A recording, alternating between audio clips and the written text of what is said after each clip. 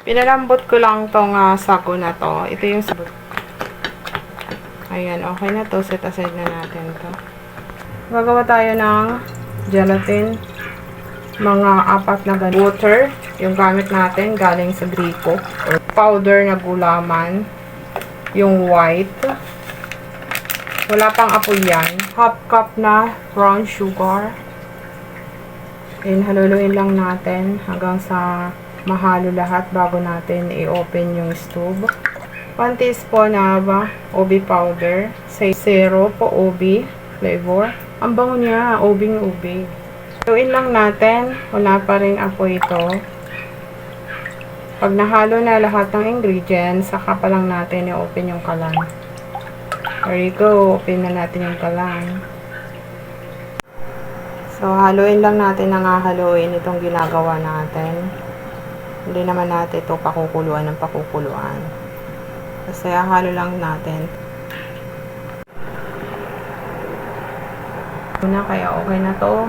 Unang kulo, then set aside na natin sa isa lagayan. Tayo guys. Papacool down natin dito. Isang tray. Sa kabila. Ang bango. So, ipapa-cool down lang natin hanggang sa lumamig. Wa na plastic. Itingin. Ganyan lang natin. Ganyan lang natin. Pag ganun. Ganyan. Ayan, gagawa tayo ngayon ng salad. Buko. Yun nga.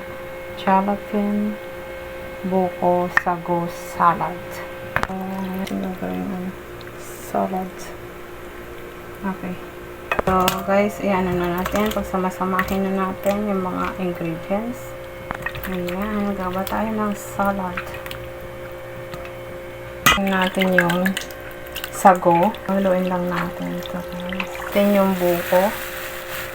Pwede kayong maglagay ng makapuno. Kasi tayo ng cream, all-purpose cream. Kung available sa inyong cream. Tapos mag-add tayo ng ube, condensed milk.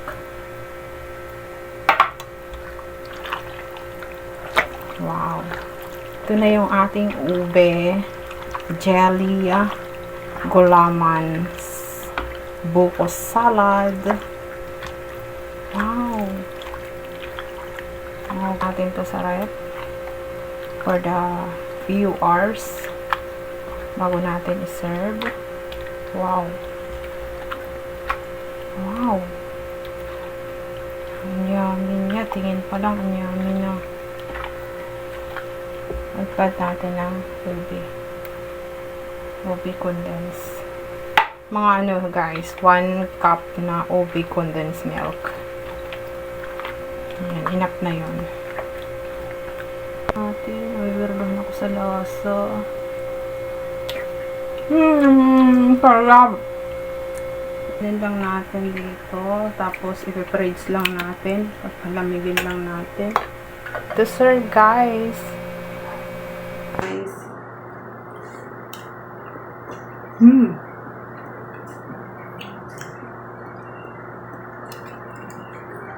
Sarap.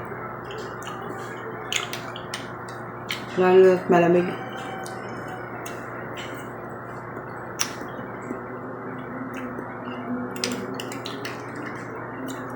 Napapanahon siya, guys. Tamang-tama lang yung kanyang tamis.